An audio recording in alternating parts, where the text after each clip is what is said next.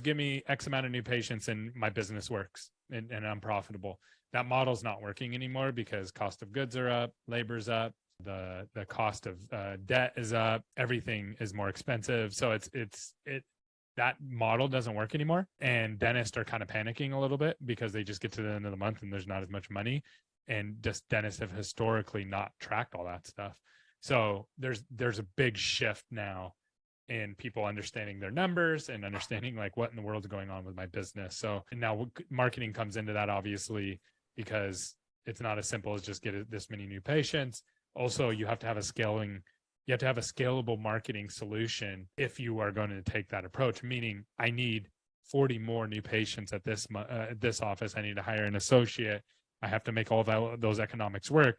But if your marketing engine doesn't work, then none of that works. So I can tie into all ends of that. Go ahead and give us what you got.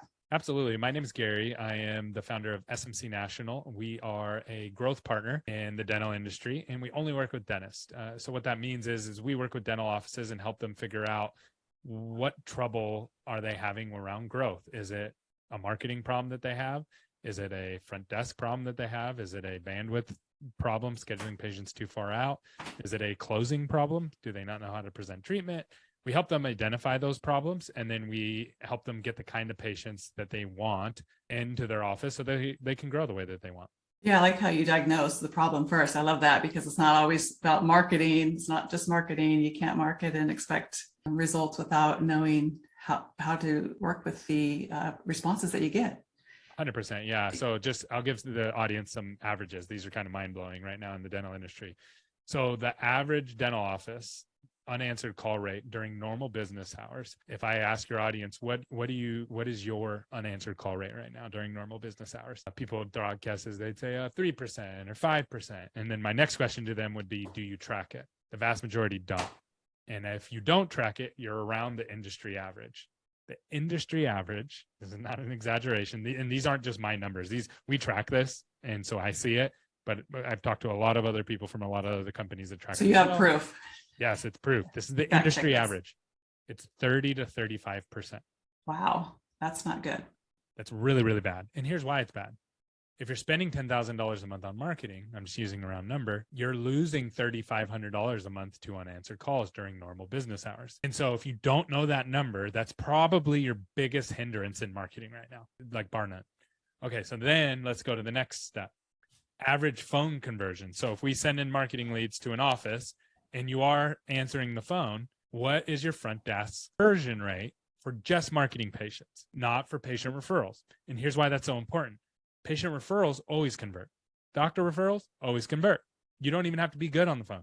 You can just be mediocre. You don't even have to answer the phone. They'll call back. They'll leave a voicemail and wait for you to call them back, right? But marketing patients don't do that. Marketing patients are going to call, and if you don't answer, or if you don't know how to answer their questions, it's on to the next dental office because they're looking for solutions, right? And so the average is 50%. Most offices, I would say 99% of offices do not track this. They don't track marketing conversion rate, just marketing patients. So now, if we started with $10,000, you lose $3,500 by not answering the phone. Now we just lost another $3,000, $3,100 by not knowing how to answer the patient's questions. So now we're at about $3,000 that potentially would make it in. And then here's the next big problem: people are scheduling way too far out. People are putting on average like 21 days out to make a new patient come in for an hygiene appointment. Well, guess what? That makes your no-show rate for these marketing new patients spike really high. Mm-hmm. But again, no one tracks that. They track maybe total no-show, but it's not specific to dental marketing patients. And so what happens is that spikes up to like that 25, 30%. So then you end up with $2,000 of marketing patients coming through the door when you spent $10,000 and you go, marketing doesn't work. I can't grow. I can't figure out why I can't grow. That's why there's all these bottlenecks before you even get to the office. And then when you get into the office, there's a whole nother list of them, right? So these are the issues that the dental industry faces. And you have to know this to know. If you don't know those numbers in your marketing, you don't know if your marketing's working or not. You may just have broken operations at the front desk, and it's more than likely. Yeah, that makes sense, because for myself, even if let's say you have a half an hour lunch break and you're in your car, you need to make a dentist appointment, you're trying to find a new dentist. So you call, they don't answer. So you don't have time to call back or play phone tag. You're going to call the next office because you want to get that appointment made, get that checked off your to-do list. And same thing, if they can't get you in right away, okay, maybe they'll get you in 21 days. Sounds good then, but 21 days comes up, you got something else to do. You got something more important or something else came up and you might not be able to make that appointment, or somebody else was able to get you in sooner. Yeah. They called back and got you in sooner, and maybe you forgot to cancel that appointment because they didn't answer the phone. Well, let me give you an example of what we do. So I know that people aren't answering their phones, and I know that people aren't scheduling people soon, new patients soon. So then people run what's called retargeting ads. So let's say you go out to your car, call an office, they don't answer. You call the next office, they don't answer. You call an office, they do answer, but they put you 21 days out. So then you're like, okay, I'll take it. I know that's happening regularly. So then we're hitting you with retargeting ads in that area of the dentist that we work with. And so you get an ad right in front of you that says, same day appointments, call now. And you're like, I can get in right away if you're in pain, if you just didn't want to get it done sooner. So then you end up calling that one and scheduling that one, and you forget about the one 21 days out, right? That's 3 weeks away. It's crazy far away in the day and age that we live in. So that's what happens. That's exactly what happens to these patients. And that's why people feel really, really stuck, no matter who they use for marketing. They feel stuck. I've heard dentists say it. I've worked with like a dozen marketing companies. Nothing works. And it's because most marketing companies don't track this. It's not really, to be honest, it's not their job to track this. This is the office job. Once I realized that, then I was just like, we're just going to track it for everybody. And it's a ton of work, a ton of infrastructure, ton of software, but you can't really be successful without it. Yeah. Okay. So you actually track the numbers for them. So the person at the front that's not answering the phone because he's busy doing something else already. And so how are they going to track these numbers? Or maybe they're not even brought into the process or they don't buy in themselves. And 100%. So not only do we track it, but then we coach on it as well. That's great. So that's all included in the marketing budget. So we just have coaching, they're on staff, and we just rotate them through our clients. And we look, okay, you're failing because you're not answering the phone. Is that a bandwidth problem, or is it just people are ignoring it? You got to figure that out. And then we have solutions around that. We work with people that maybe you need to outsource it. Maybe you need to hire another person, whatever, right? Then from there, we coach on how to answer the phone properly. We can look at the conversion rate and tell right away this person's not following the procedures, and then give them coaching on it. And here's the interesting thing about coaching. Most people at this point in the dental industry that answer phones have been coached by somebody at some point. And it's not that it's rocket science or there's like some secret coaching out there that's going to take you to a whole nother level. It's not that. It's that we all revert back to our old habits, and everybody's busy at the front desk. And so when they're busy, and the phone ringing is just distracting them from the other 7 jobs that they have to do right in front of them, checking in a patient, checking them out, doing the insurance, doing the billing, blah, blah, blah, blah, blah, right? The phone ringing is just really an inconvenience and more work for them that they already have too much work. So it's the accountability is actually the important piece of the front desk coaching and conversion.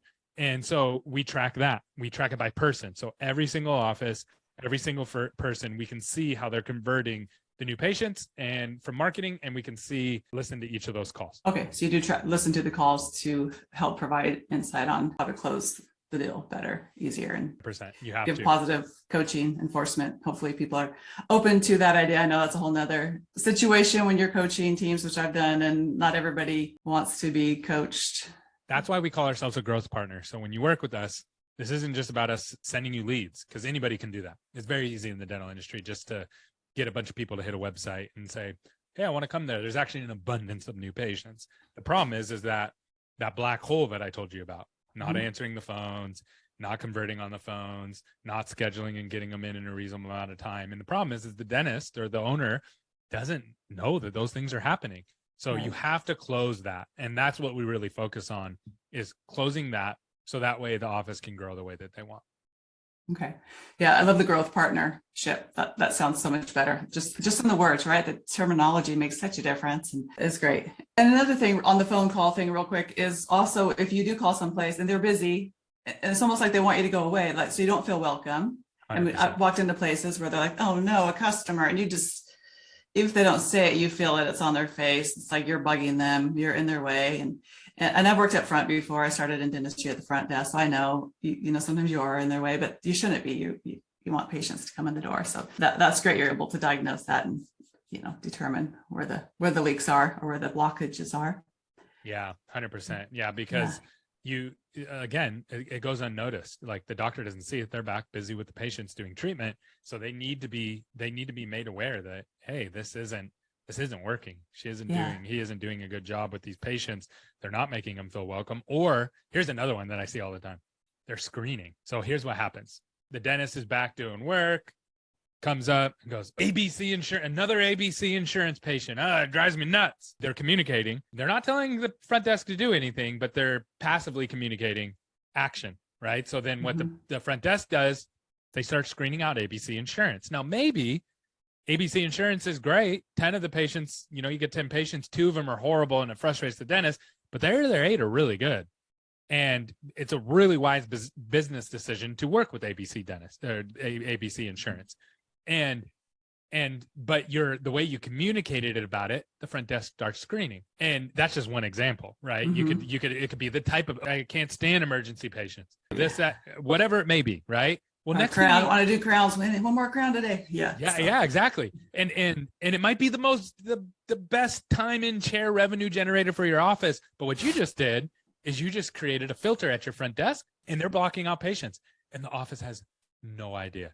So they're like, oh yeah, no. Yeah, here's what happens. Hey, do you take ABC insurance? Nope. All right, thanks. Have a good day. How much does a crown cost? Oh, we don't give prices over the phone. All right, thanks. Bye. Gone. Those are all new patients that would have came in, bought treatment from you. But what's happening is your front desk is filtering them out and you don't even know, you're not any the wiser. And then you're like, why isn't my marketing working? Well, again, it's something that's invisible that's stopping you from being successful. Yeah, for sure. And then that's why it's so important to train the front desk or train everybody on the team with procedures, get everybody so they know for this reason, right? Yeah. Yep. Yeah. What other things do you find are blockages? I'm sure it's not always the front, starting at the front desk or the phones, right? I'm sure it's a huge one for sure. That's the big one. That's a big one. Other one, the biggest thing that's holding people back right now is around treatment presentation and financing. So a lot of times, here's what happens. I'm just going to give a normal experience of a treatment coordinator.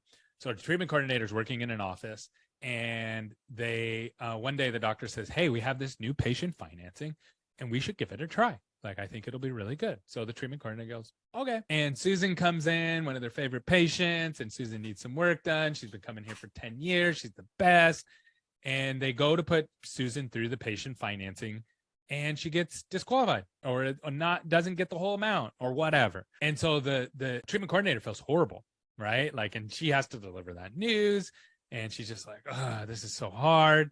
And she stops presenting it. She doesn't do it anymore. She doesn't use the treatment financing option anymore. So then what ends up happening is she just piecemeals out the treatment. So it's just like, yeah, you need all this treatment done, but let's just do this one or let's just do this one. And what's happening is you're not doing what's best for the patient because the patient needs a lot of that work done. And you aren't doing what's best for the office either, right? Like you're losing out on all this opportunity. And again, you don't really see it. It's one of those invisible things. We've recently started working with Sunbit, which is a patient finance company, and they do a great job of the way they present it, the way they integrate it with the team, the way the patient fills it out. They get instantly qualified. They have secondary and third options, and they actually work with your office on how to actually use it properly. That's huge. And I think of an industry, and I know we don't want to be like the car industry, but in the car industry, everything's presented around your monthly payment on your car. No one thinks, oh, I can't afford a car. If you have just decent credit, you can get a car. And then it's like, how much can I afford a month? It's part of their budget. Well, I personally think dental and healthcare is way more important than a car. Why are we pigeonholing ourselves into, nope, you can only pay cash or credit card? You know what I mean? Like, it's just insane. It's really, really insane, to be honest with you. And it's not good for the patient. If the patient has fillings and other things going on, those are all going to turn into root canals and implants and just tons of other work. It's really in the patient's best interest. Get that stuff done now. It's going to save them money. Even if they're getting charged interest on it, it's better than waiting and then having, a $400, $300 filling. It's way better than a $4,000 implant if you just let it go and completely fail. So that's the next stage that I think dental is really going to get better at. And when it does, it's going to see a totally different perspective from the amount of revenue that comes in per patient. Right. We know insurance, even if it's the best insurance, even if it's ABC insurance, which is fantastic, I hear. Yeah. They're not going to cover it. They're not going to cover much anyway, really. It's insurance like is a joke. Yes. Dental insurance is an absolute joke. It's not even in real insurance. Patients think it is, yes.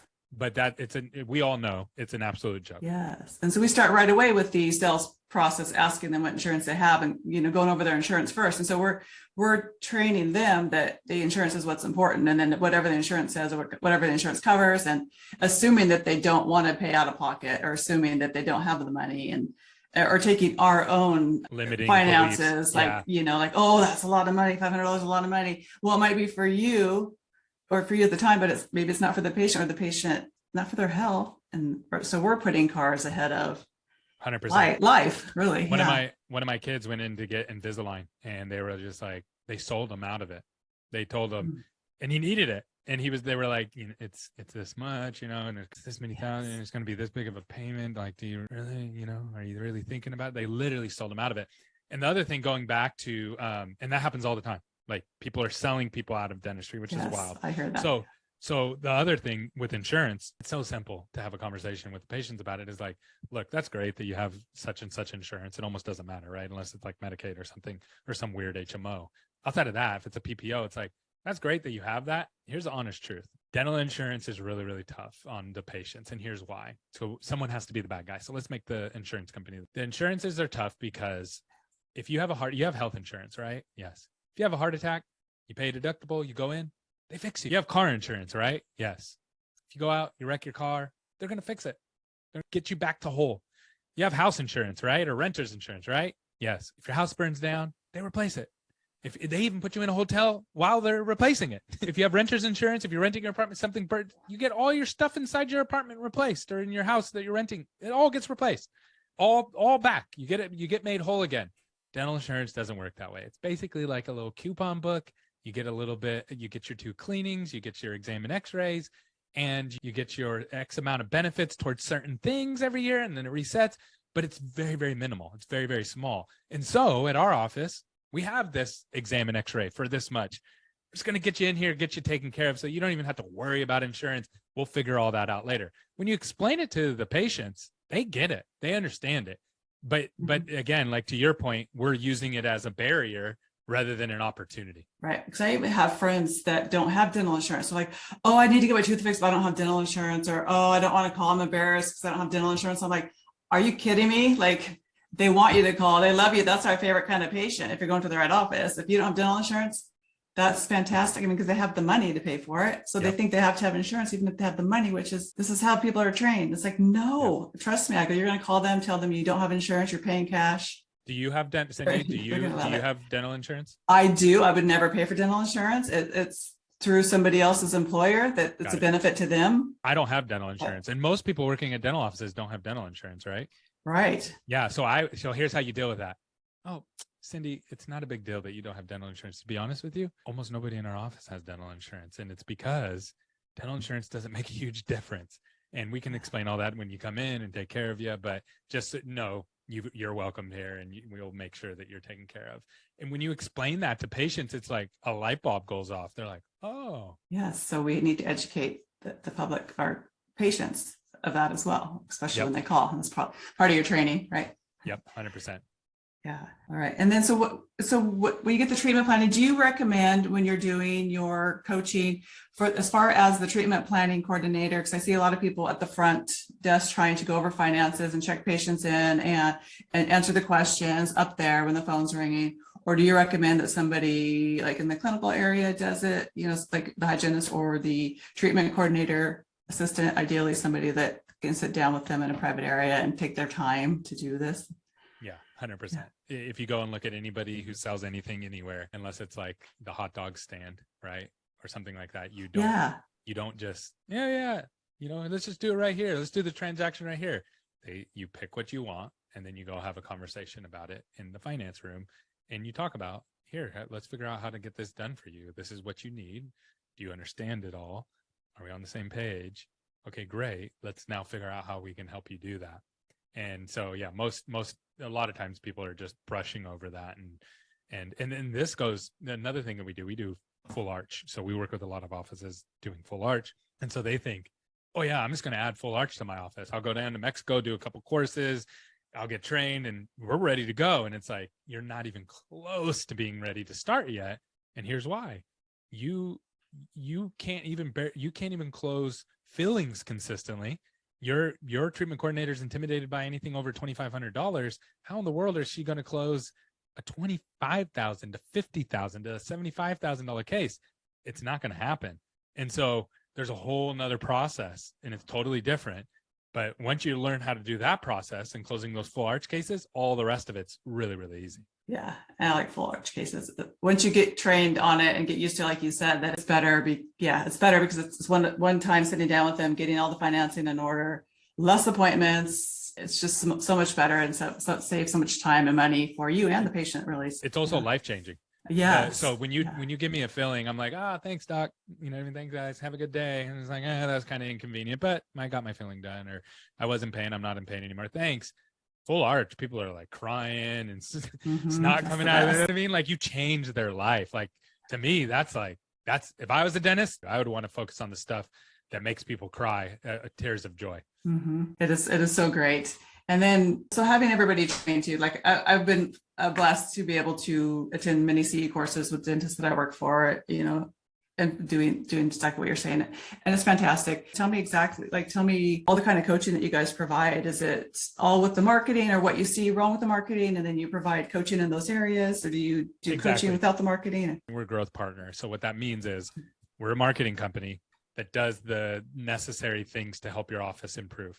You need more Google reviews, we're going to help you with that. You need a better website, we're going to do that. Basically, whatever it takes to help you get to where you want to go from a patient growth standpoint. So the difference between a consultant and what we do is the consultant gives you the infrastructure and then builds from the inside out. What we do is we build from the outside in, from what's necessary. And we're not going to work on stuff just for funsies, right? We see the data point. We see that you got this many new patients, but none of them came in. We already know you have a follow-up problem, right? Like, you're either putting them too far out, you're saying something wrong, or your follow-up system's not broken. Okay, we're going to help you with that. And we're going to help you figure that out. So that's a big difference. That's a big distinctive. And here's the other thing.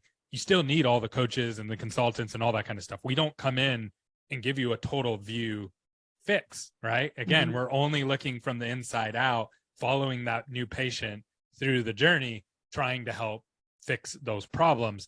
There might be underlining problems that we're not seeing, right? You might have a culture issue. We're not fixing that.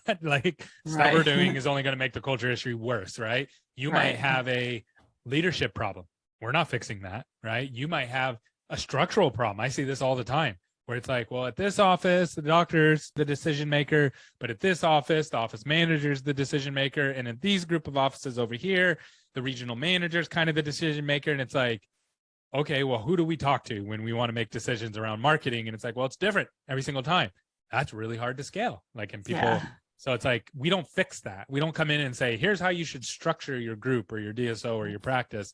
We're just here to tell you, hey, this isn't working. Here's the walls that we're hitting.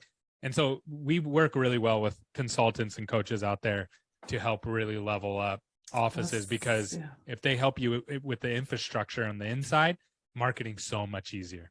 Yes, you have to be a sponge to be able to absorb it.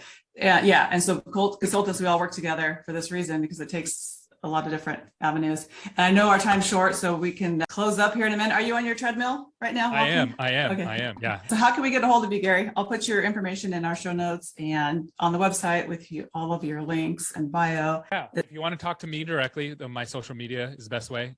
Post videos, fun videos all the time. The Gary Bird. The Gary Bird. Yep. The Gary Bird. And Gary was 1R, bird just like in the sky. Or you can go to SMC National, Sam Mary Charlie National.com, and reach out if you have questions, want to learn more about what we do. That's the best place to connect with us. Happy to talk. This is all I do is talk about dental marketing all day, every day. We host a ton of events. We do in-person trainings. That's kind of our big thing now, is like, look, we'll just host events, teach everybody. And if you want to do it yourself, do it yourself. And if not, then come talk to us. And that's worked really, really well for us. We've done dental marketing manager boot camp. That's a virtual this year, and it's free. So if you want to share that with your audience. And then we also just finished up the Full Arch Advantage, where we taught offices how to create, convert, and close more full arch cases. And then we have AlignerCon next year, and that's going to be how to create, convert, and close more aligners in offices. And so we're really, we love this stuff. So any questions people have, feel free to reach out. We would love to connect with you. Yeah, and you seem fun, lots of energy and color and space. And I love all your stuff in the background too. It's totally driving. Oh yeah, good stuff. Awesome. Thank you so Thanks much for joining us, and we'll chat again soon.